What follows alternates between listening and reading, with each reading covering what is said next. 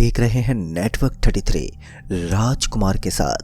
तो चलिए बढ़ते हैं आज की कहानी की ओर। दोस्तों, विशाखापट्टनम के बस डिपो से निकलकर मैं एक पानी पूरी वाले के पास पहुंच गया था। वो क्या था कि मुझे उन दोनों पानी पूरी खाने का कुछ ज़्यादा ही शौक चढ़ा हुआ था। तो ऐसे में मुझे जिधर भी पानी पूरी वाला ठेला नज़र आता तो मैं उसी तरफ चल देता था। लेकिन अब मुझे हैरानी तो इस बात की थी कि रात के लगभग 10:30 बजने को आए थे, लेकिन फिर भी ये आदमी यहाँ पर पानी पूरी क्यों बेच रहा था। इतनी रात को तो सभी ठेले वाले अपने अपने घर चले जाते हैं, फिर ये अपने घर क्यों नहीं गया। मैंने इसी बात का जिक्र करते हुए उस आदमी से पूछा, अरे भाई साहब, इतनी रात को तो सभी लोग अपना धंधा बंद करके घर चले जाते हैं, लेकिन आप अभी तक यहीं पर हो। लेकिन दोस्तों, उस आदमी ने मेरी इस बात का कोई जवाब ही नहीं दिया और उसने मुझे हाथ में एक प्लेट पकड़ा दी। कागज की उस प्लेट को लेकर मैं इसी इंतजार में था कि जल्दी से जल्दी मुझे पानी पूरी दी जाए। और तभी मैंने देखा कि मेरी बस ने हॉर्न दे दिया। हॉर्न के सुनते ही मैंने उस प्लेट को वहीं पर फेंका और भागता हुआ जल्दी से डिपो के अंदर पहुंच गया। डिपो में पहुंचते ही मैंने देखा कि बस वहां पर आकर खड़ी हो गई थी। पहले तो मुझे लगा कि बस यहाँ पर सिर्फ 1 मिनट के लिए रुकती है, लेकिन फिर जब मैंने कंडक्टर से बात की तो उसने बताया कि अब से लगभग आधे घंटे के बाद बस यहाँ से वापस से चलेगी। उसकी बात सुनकर मुझे थोड़ा संतोष सा मिला, क्योंकि अब मैं बड़े ही आराम के साथ पानी पूरी खा सकता था।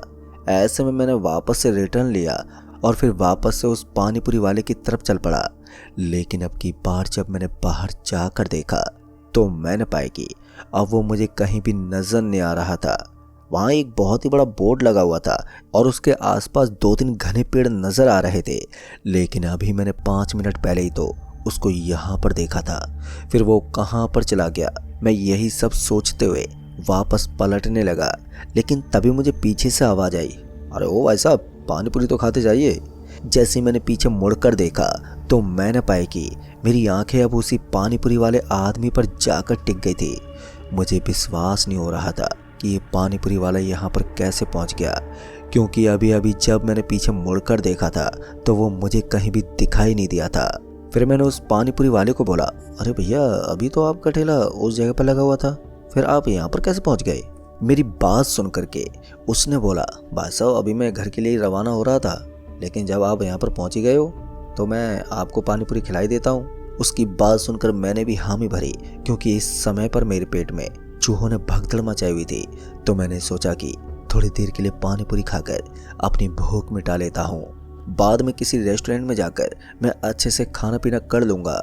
ऐसे में मैंने तुरंत ही वापस से उसके पास से एक प्लेट ली और फिर उसकी पानी पूरी खाने लगा।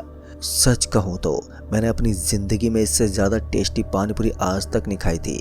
उस आदमी की पानी पूरी खाने के बाद ऐसा लग रहा था कि उसकी पानी पूरी खाता ही जाऊं। खैर, फिर मैंने उस आदमी को पेमेंट किया और कहा, ठीक है भाई साहब, अब मैं चलता हूं। इतना कहने के बाद मैं वहां से निकला और सीधा बस की तरफ चल पड़ा। मैं सीधा बस में जाकर सवार हुआ तो मैंने देखा कि बस में मेरे अलावा ज़्यादा कोई सवारी नहीं थी। 5 से 6 लोग ही सिर्फ नज़र आ रहे थे। शायद वो लंबे सफ़र वाले लोग थे, इसलिए मैं भी एक सीट पर जाकर बैठ गया। मेरा सफ़र यहाँ से लगभग 40 से 50 किलोमीटर का होने वाला था। इससे पहले भी मैं एक बहुत बड़े सफ़र को अंजाम दे चुका था, इसलिए मैं भी थोड़ा थक गया था। वैसे तो इस बस के अंदर सोने के लिए काफ़ी सारी जगह थी, लेकिन मैं जानता था कि अगर मैं एक बार सो गया तो फिर गहरी नींद मुझे अपने आप को उसमें ले लेगी और शायद उसके बाद मैं कहीं दूर चला जाऊं। इसलिए मैं इसी डर से डरा हुआ दरवाजे के बगल में बैठ गया। लेकिन वहाँ से भी ठंडी ठंडी हवा मेरे जिस्म से टकरा रही थी, जिस वजह से मुझे नींद लेने का मन कर रहा था। एक बार के लिए मैंने खिड़की के ऊपर अपना सर रखकर सोने की भी कोशिश की, लेकिन फिर से मेरी आँख खुल गई। थोड़ी देर के बाद मुझे एहसास हुआ कि बस एक सड़क पर भाग रही थी और मैं भी आधी नींद में था, इसलिए मैं इधर उधर देख रहा था कि तभी मेरी नज़र मेरे बगल में बैठे हुए एक आदमी पर पड़ी। वो आदमी अपनी आंखें फाड़कर मेरी तरफ ही देखता जा रहा था। आधी नींद में होने की वजह से मैं उसके चेहरे को ठीक से नहीं देख पा रहा था, लेकिन जिस तरह से वो मेरी ओर देख रहा था उस हिसाब से या तो मैं उसे कोई अजूबा लग रहा था या फिर ये मेरा कोई अजीब सा सपना था। इससे पहले कि मैं कुछ कह पाता कि अचानक ही बस को एक जोरदार झटका लगा। बस का ये झटका इतना जोर का था कि मैं बस के आगे वाले एक पाइप से टकरा गया और पाइप से टकराती मेरी आधी नींद मानो हवा में उड़ गई थी।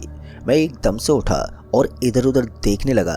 पहले तो मुझे महसूस हुआ कि मेरे सर में बहुत ही जोर की चोट लगी थी और दूसरी बार जब मैंने उस आदमी को देखा तो वो मुझे कहीं भी दिखाई नहीं दिया। फिर इसी बीच मैंने ड्राइवर को चिल्लाते बोला, अरे ओ भाई साहब, तेरा दिमाग तो खराब है क्या? बस को आराम से क्यों नहीं चला रहा है? ये सुनते उस बस का कंडक्टर मेरी तरफ देखने लगा। ऐसा लग रहा था कि मैंने कुछ बहुत ही गलत बोल दिया हो। उस कंडक्टर ने बोला, भाई साहब ज़्यादा ले रखी है क्या आपने?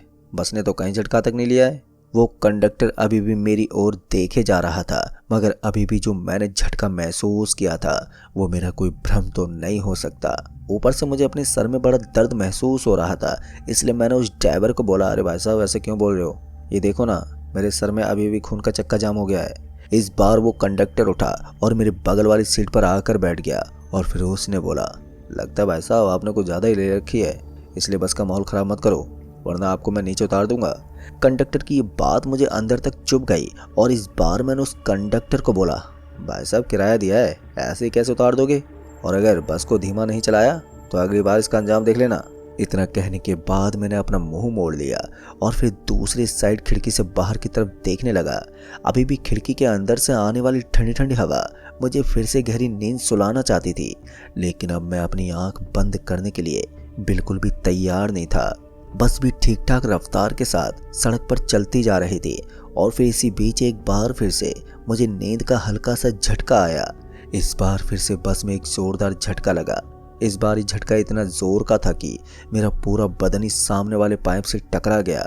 अब ये देखकर मेरे बगल में बैठा हुआ कंडक्टर एकदम से बोल पड़ा, अरे भाई साहब जब बर्दाश्त नहीं होती तो इतनी लेनी जरूरी क्या है? इस बार वो कंडक्टर वहीं का वहीं बैठा हुआ था और सबसे हैरान कर देने वाली बात तो ये थी कि बस की सारी सवारियां बड़े ही आराम से सो रही थी।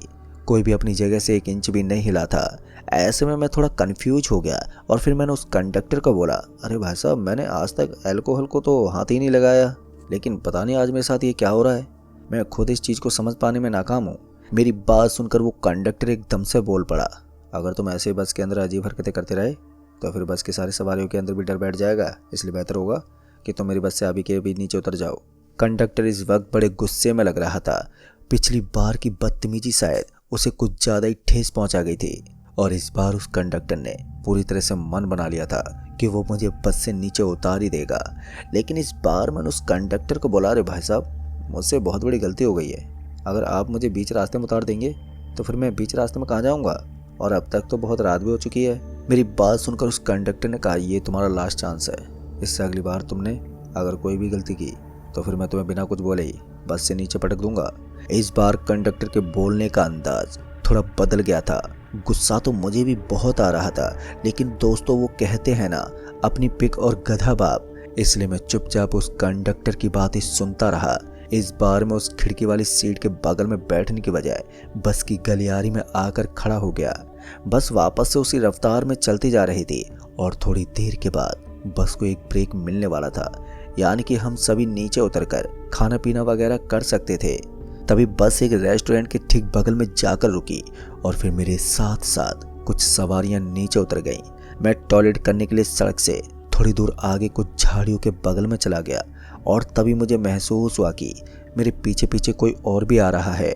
जैसे ही मैंने पीछे मुड़ते हुए देखा तो मुझे वहाँ कोई भी दिखाई नहीं दिया, लेकिन ये एक संदेशा था कि मेरे साथ कुछ बहुत भयानक हो रहा है, कुछ ऐसा जो मेरी समझ से परे है। मुझे अपने पेट में भी हल्की हल्की गुदगुदी महसूस होने लगी थी।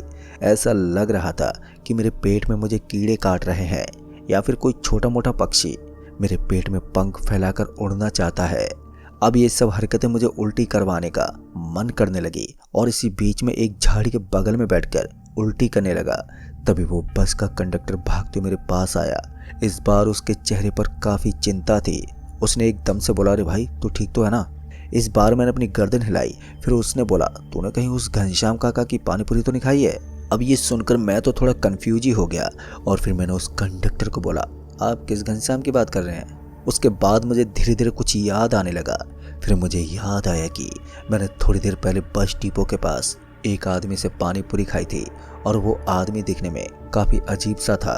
फिर मैंने उस कंडक्टर की तरफ देखते बोला, हाँ भाई साहब, मैंने एक पानीपुरी वाले से पानीपुरी खाई थी। इससे पहले कि मेरी बात खत्म हो पाती कि तभी वो कंडक्टर एकदम से बोल पड़ा, एक पानीपुरी की प्लेट और खाएगा? अब ये सुनते मेरी आंखें और भी बड़ी बड़ी हो गई। मेरी आंखों के सामने अब उस कंडक्टर का पूरा रूप बदल चुका था। वो बिल्कुल उसी आदमी की तरह लग रहा था जिसको मैंने थोड़ी देर पहले पानीपुरी बेचते हुए देखा था। उसको अपने सामने देखकर मेरी हालत ही खराब हो गई। फिर मैंने देखा कि उसका चेहरा पहले जैसा नहीं था, वो किसी डरावने शैतान की तरह लग रहा था। मैं 2 कदम पीछे सरक गया और फिर एकदम से वहीं पर नीचे गिर पड़ा। नीचे गिरते ही मैंने जोर से चीखना और चिल्लाना शुरू कर दिया। वहां पर आसपास के क्षेत्र में मेरी आवाज गूंजने लगी थी। ऐसे में लोग भागते भागते मेरी तरफ बढ़ने लगे। जैसे उन्होंने मुझे इस हालत में देखा तो वो सभी मुझे उठाते हुए बोले, तुम ठीक तो हो ना? इस पर मैंने अपनी गर्दन हिलाई, पर किसी को भी समझ में नहीं आ रहा था कि मेरे साथ हो क्या रहा था। तभी वो बस का कंडक्टर फिर से मेरे सामने आ गया। इस बार उसे देखते ही मैं दहशत में चला गया। डर के मारे उसके सामने मेरी आवाज तक नहीं निकल रही थी। इस बार वो कंडक्टर थोड़ा गुस्से में लग रहा था। इससे पहले कि वो मुझे कुछ कहता, मैंने उन सभी लोगों को एक साथ अपनी पूरी कहानी बताना शुरू कर दी। मेरी बातें सुनने के बाद वो सभी खुले मुंह के साथ मेरी बातें सुनते ही जा रहे थे। ऐसा लग रहा था कि मैंने किसी भूतिया फिल्म का पूरा सीन उन लोगों को बता दिया है। तभी उस कंडक्टर ने बोला, ओ तो तुमने उस घनश्याम काका की पानीपुरी खाई है? तू जानता भी है वो कौन है? वो एक बहुत बड़ा भूत है जो लोगों को पानीपुरी खिलाकर अपने जाल में फंसा लेता है। उसे लोगों को परेशान करने में बहुत ही ज़्यादा मज़ा आता है, और अगर तू सही टाइम पर अपना इलाज नहीं करवा पाया तो फिर घनश्याम तुझे अपने साथ अपनी दुनिया में ले जाएगा। उस कंडक्टर की बात मुझे थोड़ा डरा गई थी। फिर मैंने उस कंडक्टर से पूछा, लेकिन मैं अपना इलाज करने के लिए क्या कर सकता हूँ? इस पर उस कंडक्टर ने कहा, ये तो मुझे भी नहीं मालूम, लेकिन जितना जल्दी हो सके इस भयंकर रास्ते से बाहर निकलो। और अब मैं तुम्हें बस में भी नहीं बैठने दे सकता, क्योंकि मैं नहीं चाहता कि तुम्हारी वजह से बस के सारे यात्रियों पर इस तरह का खतरा मंडराए। बस का कंडक्टर तो मेरा साथ छोड़ चुका था, लेकिन तभी बस की सवारी ने एकता के साथ बोला, भाई साहब आप चिंता मत करो, हम सभी आपके साथ हैं और आपको कुछ नहीं होने देंगे। ये सुनकर मेरे अंदर भी थोड़ी हिम्मत आई और फिर बस की सारी सवारियों ने कंडक्टर से विनती करके बस को किसी दिव्य मंदिर की तरफ मोड़ने को बोला। वहां से ठीक 14 किलोमीटर आगे एक भगवान शिव का मंदिर था और वहां एक आदमी तंत्र मंत्र किया करता था। ऐसे में हम सभी ने फैसला लिया कि मुझे इस मंदिर के अंदर ले जाया जाएगा और उसके बाद वहां से तंत्र मंत्र करवाया जाएगा। लेकिन वो इस सब बात से रूबरू थे कि आगे आने वाले समय में मेरे साथ बहुत ही अजीबोगरीब घटनाएं घटने वाली हैं।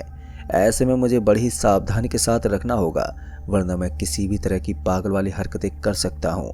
ऐसे में उन सभी ने मेरा ख्याल रखने के लिए मेरी सीट के चारों तरफ एक छोटा सा घेरा सा बना लिया।